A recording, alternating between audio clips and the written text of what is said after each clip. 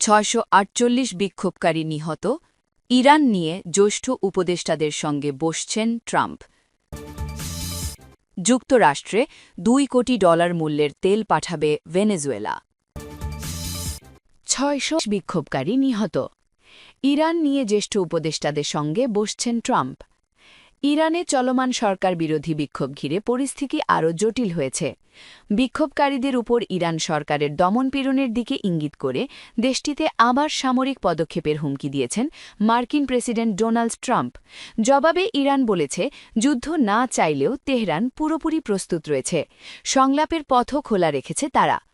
গতকাল সোমবার ছিল বিক্ষোভের 16তম দিন। এদিন পর্যন্ত নিরাপত্তা বাহিনীর সঙ্গে সংঘর্ষে অন্তত 648 বিক্ষোভকারী নিহত হয়েছেন বলে জানিয়েছে নরওয়ে ভিত্তিক মানবাধিকার সংস্থা ইরান হিউম্যান রাইটস।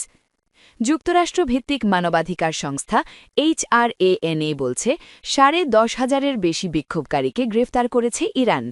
অন্যদিকে নিরাপত্তা বাহিনীর 109 জন সদস্য নিহত হয়েছেন বলে দাবি করেছে ইরান।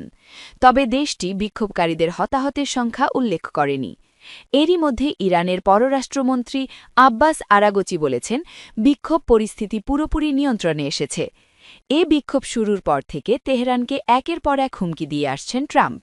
সবশেষ গত রোববার যুক্তরাষ্ট্রের প্রেসিডেন্টকে বহনকারী উড়াজাহাজ এয়ারফোর্স ওয়ানে ট্রাম্পকে সাংবাদিকেরা প্রশ্ন করেন, বিক্ষোভকারীদের হত্যার মাধ্যমে তেহরান শেষ সীমা অতিক্রম করেছে কিনা।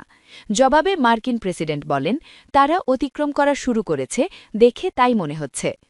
বিক্ষোভকারীদের বিরুদ্ধে ইরান সরকারের পদক্ষেপ যুক্তরাষ্ট্র খুব গুরুত্বের সঙ্গে আমলে নিয়েছে বলে উল্লেখ করেন ট্রাম্প।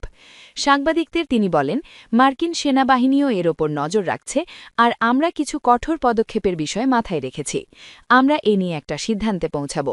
চলমান সংকট সমাধানে তেহরান আলোচনার জন্য ওয়াশিংটনের প্রতি আহ্বান জানিয়েছে বলে উল্লেখ করেন মার্কিন প্রেসিডেন্ট। দুই দেশের মধ্যে আলোচনার পথ খোলা রাখার কথা জানিয়েছেন ইরানের পররাষ্ট্র মন্ত্রণালয়ের মুখপাত্র ইসমাইল বাগেরি। গতকাল তিনি বলেন, ইরান সংলাপ চায়, তবে ইরানিরা বিদেশি হস্তক্ষেপ মেনে নেবেন না। আর তেহরানে বিদেশি রাষ্ট্রদূতদের সঙ্গে আলাপের সময় ইরানের পররাষ্ট্রমন্ত্রী আরাগচি বলেন, ইরান যুদ্ধ চায় না, তবে পুরোপুরি প্রস্তুত রয়েছে। সংলাপের জন্য তেহরান প্রস্তুত। এবারের বিক্ষোভকে 1979 সালে ইসলামী বিপ্লবের পর ইরান সরকারের জন্য সবচেয়ে বড় চ্যালেঞ্জ হিসেবে উল্লেখ করা হচ্ছে। এর আগে দেশটি বড় বড় বিক্ষোভ সামাল দিয়েছে, তবে এবার ইরানে চরম অর্থনৈতিক সংকটের মধ্যে বিক্ষোভ শুরু হয়েছে। পাশাপাশি ইসরায়েলের হামলায় তেহরান সমর্থিত অনেক সশস্ত্র গোষ্ঠী দুর্বল হয়ে পড়েছে।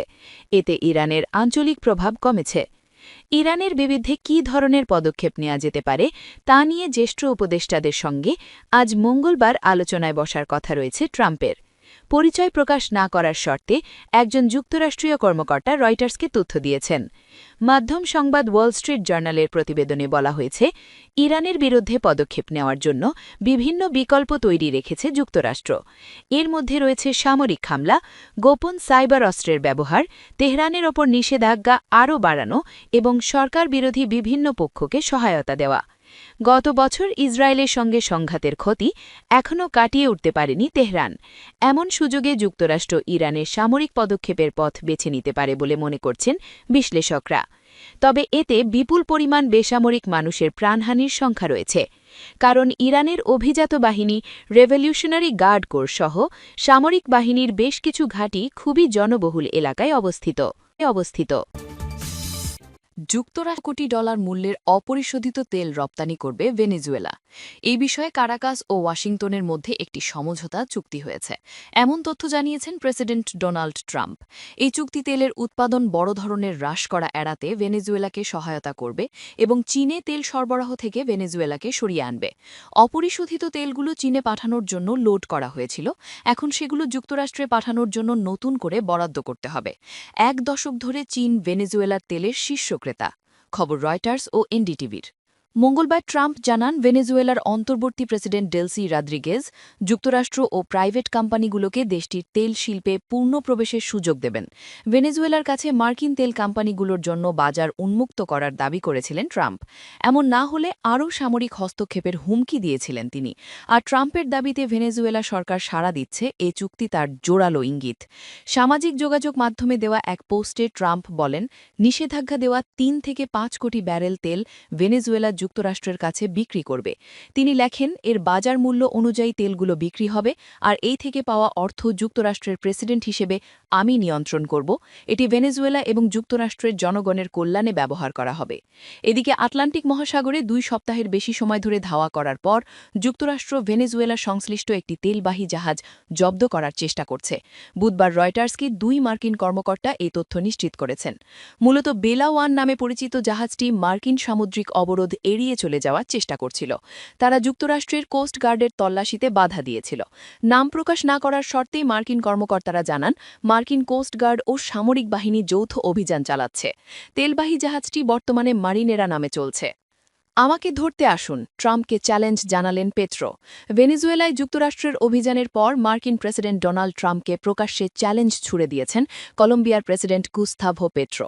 ভেনেজুয়েলায় যুক্তরাষ্ট্রের অভিযান এবং প্রেসিডেন্ট নিকোলাস মাদুরোকে গ্রেফতারের তীব্র নিন্দা জানিয়েছেন তিনি। ১৯৯০-এর দশকে সশস্ত্র আন্দোলন থেকে বেরিয়ে আসেন পেট্রো। তিনি দেশটির বামপন্থী গেরিলা ছিলেন। এদিকে অগাস্টে ভেনেজুয়েলার নেতা নিকোলাস মাদুরো ট্রাম্পকে আমাকে ধরতে আসুন বলে চ্যালেঞ্জ জানিয়েছিলেন। তাকে আটকের জন্য যুক্তরাষ্ট্র পুরস্কারের অঙ্ক বাড়ানোর পর আগস্টে এক ভাষণে মাদুরো বলেছিলেন, আমাকে আটক করতে আসুন, আমি মিরাফ্লোরেসে অপেক্ষা করব, দেরি করবেন না কাপুরুষ। প্রেসিডেন্ট ডোনাল্ড ট্রাম্পকে উদ্দেশ্য করে এক বিবৃতিতে কলম্বিয়ার প্রেসিডেন্ট গুস্তাভো পেট্রো বলেন, আমাকে ধরতে আসুন, আমি এখানেই আপনার জন্য অপেক্ষা করছি। তিনি আরও বলেন, তারা যদি বোমা হামলা চালায় তাহলে কৃষকেরা গেরিলায় পরিণত হবে। আর দেশের বড় একটা অংশ যাকে ভালোবাসে ও সম্মান করে, তাকে পেট্রোকে আটক করলে তারা জনগণের বাঘকে উন্মুক্ত করে দেবে। পেট্রো বলেন, আমি শপথ করেছিলাম আর কখনো অস্ত্র ধরব না, কিন্তু মাতৃভূমির জন্য আমি আবার অস্ত্র তুলে নেব।